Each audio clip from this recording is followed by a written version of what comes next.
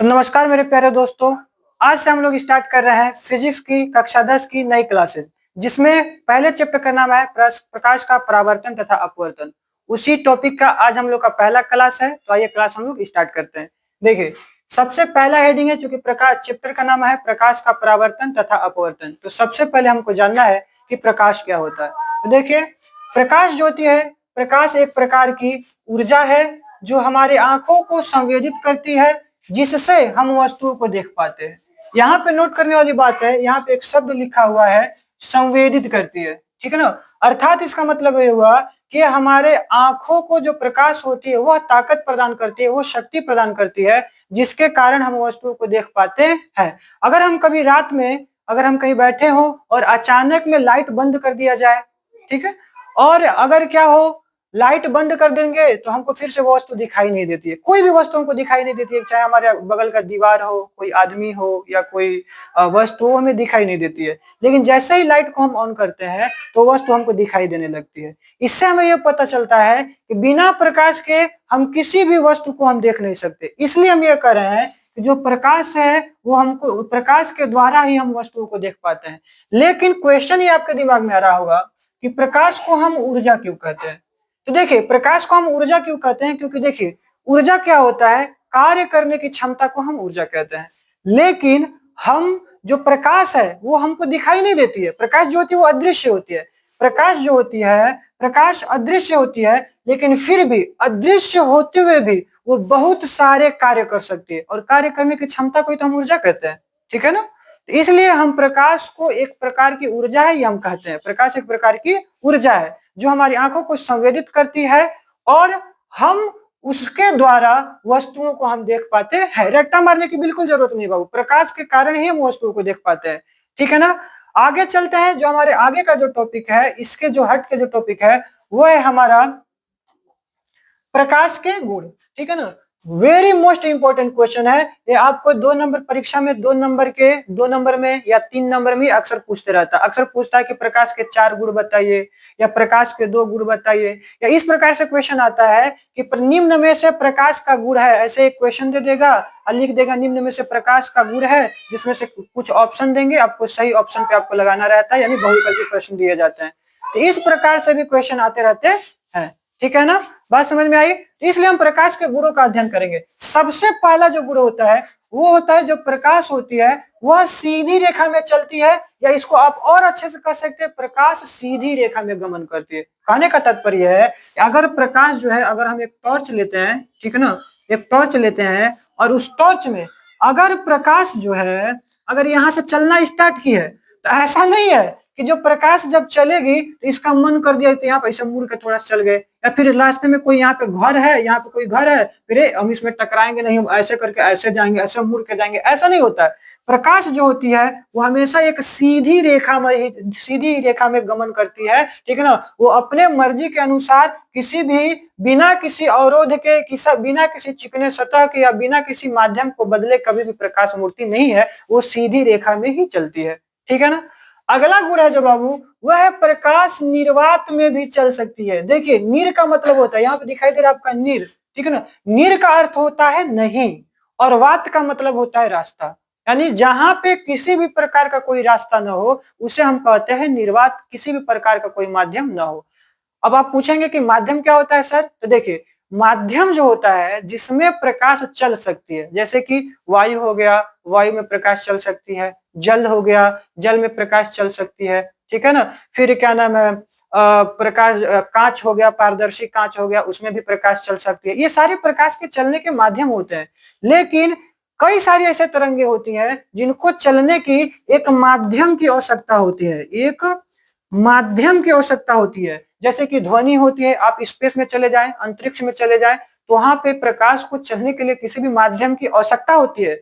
प्रकाश को चलने के लिए किसी भी माध्यम की आवश्यकता नहीं होती है। लेकिन ध्वनि की बात करें, आप स्पेस में जाएंगे तो आप बोलेंगे तो खाली आपका मुंह ऐसा आएगा, खाली आप, सिर्फ आपका मुंह चलेगा, आवाज इसमें गति नहीं करेगी, ठीक है ना। जो आपकी ध्वनि तरंग है वो गति नहीं करेंगे। जो आपके सामने कोई और आपके साथ जो स्पेस यात्रा कर रहा है, अंतरिक्ष यात्रा कर रहा है, उसके कानों तक आपकी आवाज नहीं जाएगी, क्योंकि ध्वनि को चलने के लिए माध्यम की आवश्यकता पड़ती है, और अंतरिक्ष में किसी भी प्रकार का कोई माध्यम, कोई हवा, कोई गैस वहां पर नहीं होता है, ठीक है ना, इसलिए अंतरिक्ष में हमारी ध्वनि तरंगे नहीं चल सकती। लेकिन जो प्रकाश की तरंगे होती हैं उनके अंदर ये गुण होता है कि वो निर्वात में भी चल सकती है, जहां पे किसी भी प्रकार का कोई माध्यम नहीं है वहां पे भी वो आराम से चल सकती है, ठीक है ना। फिर उसी तरह जो प्रकाश जो होती है, प्रकाश की जो चाल होती है भिन्न भिन्न माध्यमों में, ठीक है ना, उसकी जो चाल होती है भिन्न होती है। फॉर एग्जाम्पल जो प्रकाश की जो चाल होती है, देखिए मैं यहाँ पे एक पॉइंट आप लोग को मिस कर रहा हूं, जो प्रकाश की चाल होती है निर्वात, निर्वात जहां पे कोई भी माध्यम न हो जैसे कि स्पेस अंतरिक्ष, ठीक है ना, तथा वायु में जो प्रकाश की चाल होती है वो 3 × 10⁸ मीटर प्रति सेकंड होती है। कहने का तात्पर्य है कि जो प्रकाश है वह 1 सेकंड में वो लगभग 30 करोड़ मीटर मात्र 1 सेकंड में वो चल सकती है, मात्र 1 सेकंड में, लगभग में बाबू यहाँ पे नोट करने वाली बात है, लगभग में वह 30 करोड़ मीटर वो चल सकती है, ठीक है ना, 1 सेकंड में इसकी चाल होती है, ठीक है ना।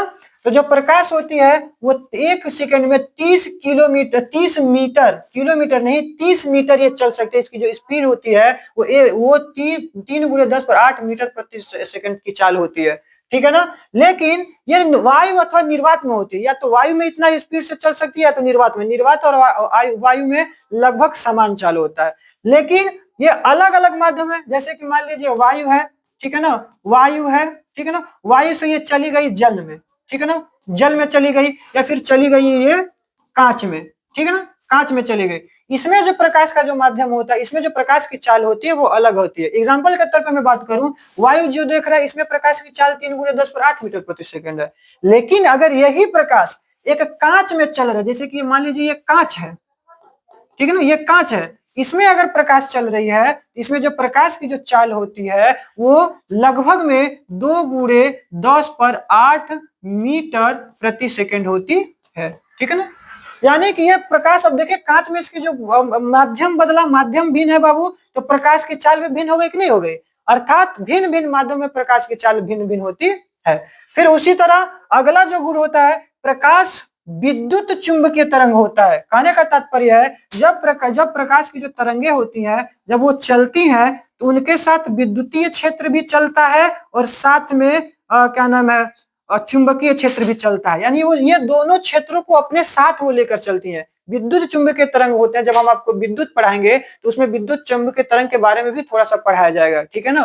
तो विद्युत चुंबकीय तरंगे फिलहाल में आप इतना समझिए कि वे तरंगे होती हैं जो आवेशों के कंपन के द्वारा उत्पन्न होती है और उनके साथ विद्युतीय क्षेत्र और चुंबकीय क्षेत्र दोनों साथ साथ चलते हैं, ठीक है ना। उसके बाद अगला जो गुण है बाबू, प्रकाश का जो गुण है वो अनुप्रस्थ तरंग होती है। अब अनुप्रस्थ तरंग सोच के आप डरिए नहीं, अनुप्रस्थ तरंगे क्या होती है समझिए। जो देखिए जो तरंगे होती हैं वो 2 प्रकार की होती हैं, ठीक है ना। एक होता है अनुदैर्घ्य तरंग और एक होता है अनुप्रस्थ तरंग। एक होता है अनुदैर्घ्य तरंग और एक होता है अनुप्रस्थ तरंग। जब प्रकाश की तरफ देखिए, जैसे प्रकाश अगर चल रही है, देखिए अगर इसकी आंतरिक संरचना करें, क्वांटम फिजिक्स में जाए तो आंतरिक संरचना की बात करें तो जो प्रकाश चलती है वह श्रृंग और गर्त के रूप में चलती है, ऐसे करके, ऐसे वेव के रूप में चलती है, तरंगों के रूप में। जैसे कि हम पानी में अगर एक ढेला फेंक दें या कोई पत्थर फेंक दें तो वो एक वेव क्रिएट करता है, ठीक है ना, वो ऐसे ऐसे करके एक वेव बनाता है। तो जब वेव चलती है, वो जिस तरह वेव चलती है उसी तरह प्रकाश की तरंगे भी, वेव यानी तरंग को इंग्लिश में बोलते हैं, वेव बोलते हैं, ये तरंगों के रूप में चलती है, ठीक है ना। तो जब जो तरंगे होती हैं, मान लीजिए तरंगे इसे ऊपर की तरफ जा रही है, यानी इसे ऊपर की तरफ भी जा रही हैं और इनका ये एक निश्चित दिशा में भी आगे बढ़ रही है, जिसकी दिशा इधर है, ठीक है ना, हम इधर की बात कर सकते हैं, इसकी जो दिशा है इधर है, ठीक है ना। तो जो तरंगे कंपन करती हैं और जिस दिशा में जाती हैं उनके कंपन की दिशा और उनके संचरण की यानी कि चलने की दिशा लंबवत होती है, उनको हम कहते हैं अनुप्रस्थ तरंग। यानी वे तरंगे जिनके कंपन की दिशा उनके संचरण के दिशा के क्या हो बाबू, लंबवत हो, उन्हें हम अनुप्रस्थ तरंगे कहते हैं। और जिन तरंगों की दिशा उनके संचरण के दिशा के ही समांतर हो उनको हम अनुदैर्घ्य तरंग कहते हैं। जैसे कि यहाँ पे तरंग यहाँ से चलना स्टार्ट की, अब ये आगे की तरफ इधर भी बढ़ रही है, अब ये ऐसे ऐसे नहीं जा रही है बल्कि आगे की तरफ ऐसे ऐसे ऐसे ऐसे ऐसे ऐसे ऐसे ऐसे करके जा रही है। तो इन प्रकार के तरंगों को हम अनुदैर्घ्य तरंग कहते हैं, और जो अपने संचरण की दिशा के लंबवत चलती हैं उनको हम अनुप्रस्थ तरंग कहते हैं, ठीक है ना। तो आप आई होप कि आप लोगों को अनुप्रस्थ तरंग समझ में आ गया होगा। तो जो प्रकाश होती है वो अनुप्रस्थ तरंगे होती है। और दूसरी चीज जो मैं पहले ही बताया कि जो प्रकाश होती है ये अदृश्य होती है, ये हमको दिखाई नहीं देती। अब कहेंगे क्यों ये दिखाई नहीं देती थी, यहाँ पे ये दिखाई तो दे रही है, ये प्रकाश नहीं है तो क्या ये प्रकाश है तो नहीं है क्या? अब ये प्रकाश नहीं है, दिखाई दे रही है, ये हमको ये वस्तु ये बोर्ड दिखाई दे रहा है, हमको ये प्रकाश नहीं दिखाई रही है। इस प्रकाश की सहायता से हम इस बोर्ड को देख रहे हैं, ना कि हम किसी प्रकाश को देख रहे हैं। प्रकाश जो होती है वो अदृश्य होती है, वो हमको दिखाई नहीं देती है। तो देखिए बच्चों, आज के लिए बस इतना ही आज हमने पढ़ा। देखिए अगर आप एक रिवीजन करना चाहते हैं तो फिर से रिवीजन कर सकते हैं। मैंने प्रकाश का परिभाषा बताया। प्रकाश एक प्रकार की ऊर्जा है जो हमारी आंखों को संवेदित करती है, जिससे हम वस्तुओं को देख पाते हैं। उसके बाद हम लोगों ने पढ़ा प्रकाश के गुणों के बारे में अध्ययन किया। प्रकाश सीधी रेखा में चलती है, प्रकाश निर्वात में चल सकती है, प्रकाश की निर्वात अथवा वायु में 3 × 10⁸ मीटर प्रति सेकंड की चाल से चलती है। प्रकाश की जो चाल होती है भिन्न भिन्न माध्यमों में भिन्न भिन्न होती है। माध्यम जैसे बदलेगा प्रकाश की चाल भी बदल जाती है। प्रकाश जो होती है विद्युत चुंबकीय तरंग होती है, अर्थात प्रकाश विद्युतीय क्षेत्र और चुंबकीय क्षेत्र भी साथ लेकर चलती है। प्रकाश जो होती है अनुप्रस्थ तरंग होती है, अर्थात इसके कंपन की जो दिशा होती है वह इसके संचरण के दिशा के लंबवत होती है।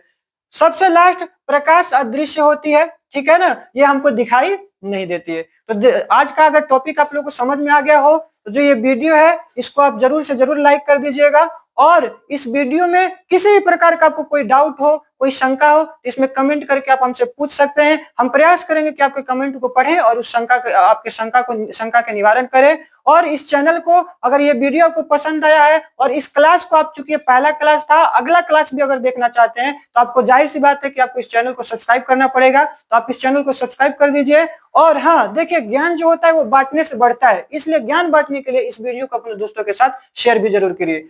तो मिलते हैं हम अपने नेक्स्ट वीडियो में क्लास नंबर 2 में। तब तक के लिए जय हिंद, जय भारत, धन्यवाद।